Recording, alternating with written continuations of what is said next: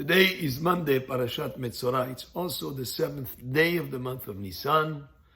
The beginning of the month of Nisan, starting from Rosh Chodesh Nisan, we add at the end of the prayer a certain portion from the Torah that describes the offerings that were brought by each of the heads of the tribes. So there are 12 tribes. On the first day was the tribe of Yehuda, was Nachshon ben Aminadav, who was the leader of that tribe. Today, the 7th day, is for the tribe of Ephraim. And the head of the tribe of Ephraim was Elishama ben Ammihud.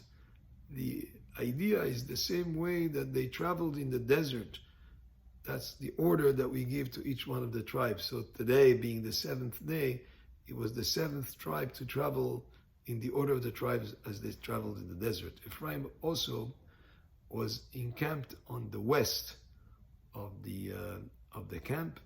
The camp traveled first the 3 tribes on the east, then the 3 tribes on the south, then the 3 tribes on the west, and finally the 3 tribes on the north were the last one to travel.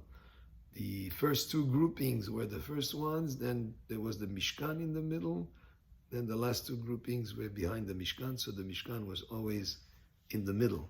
So today, being the day of Ephraim, his offering is read at the end of the prayer, and the 13th day actually of Nisan is a reading that has to do with Aaron HaKohen from the tribe of Levi, and was a Kohen, and we read about the lighting of the menorah.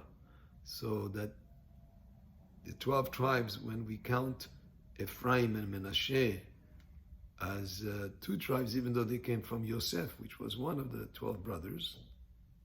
So the 12 tribes include Ephraim and Menashe. So we have the tribe of Levi that was not included in these offerings that were brought every day of the first 12 days. But on the 13th day, we speak about the lighting of the menorah, which was an offering in a way of Aaron HaKohen that went on for all the years of the Mishkan and then Bet HaMikdash, where his descendants continued to light the menorah every morning.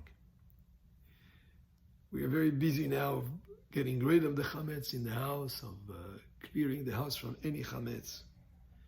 And it's not just the chametz that we clear from the house, but also it's an exercise of searching within ourselves, the chametz within ourselves that we need to get rid of. And what I mean by that is not just the chametz, materially chametz, but chametz which is a representative of the haughtiness within a person, the anger, any bad character traits that could be within a person. This is a time to think, how do we get rid of them? And how we come to a place where, just like matzah is humble, matzah is flat.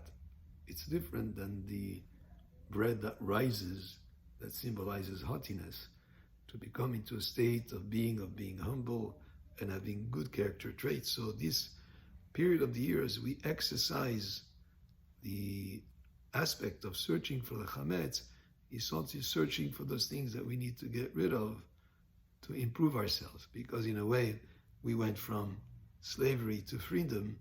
Any of these negative character traits or all sorts of addictions that the person could have are things that we need to become free from. So this special period of the year when we have extra assistance for freedom is a time also to break free of any of those things that we need to break free from, any negative character traits, any angers, or any bad emotions, or any type of addictions. This is the period that as we get rid of the chametz, we get rid of those also.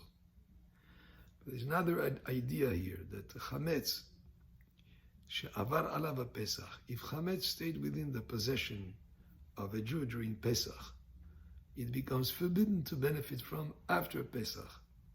So therefore, that's why we have these forms that we sell the chametz, that you appoint an agent to sell the chametz on your behalf, which you can make us the agent. We have forms here at the synagogue by making us the agent to sell the chametz on your behalf, and that chametz will not be owned by you during Pesach, and therefore you can benefit from it once Pesach is over, because it's sold and it's after Pesach, it comes back into your possession.